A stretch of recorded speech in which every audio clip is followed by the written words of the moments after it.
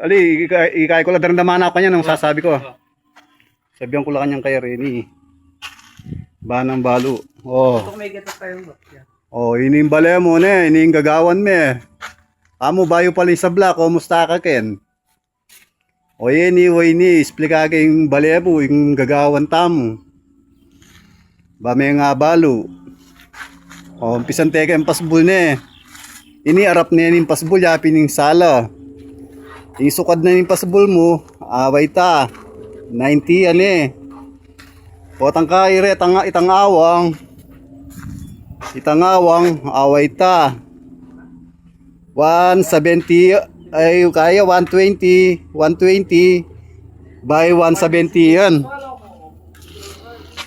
170 by 120 ne, away ta.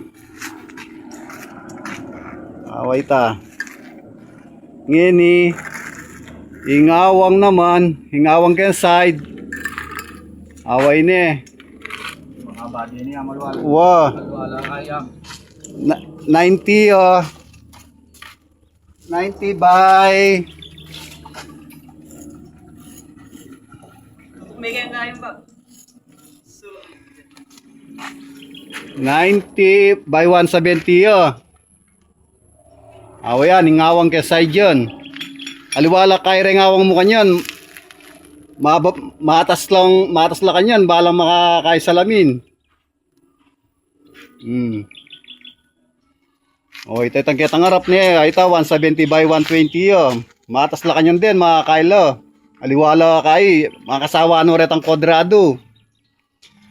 Eh no, makaing uso reta, kailangan aliwa tayo kay style.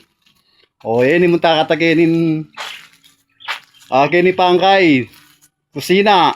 O, ining pasbul na papunta kitang dirty kitchen. Halimbawa, kitang dirty kitchen. O, ining pasbul na.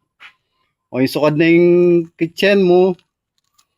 Yung sukad na yung papunta kitang dirty kitchen, yung pasbul. O, 80 ah. O, ita, 80.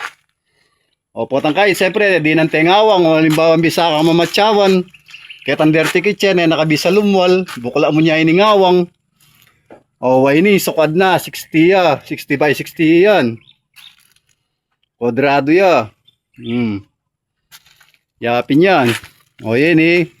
Munta ka ta kaining metong nga kwarto. Kaining kwarto kaining harap. Away ning kwarto.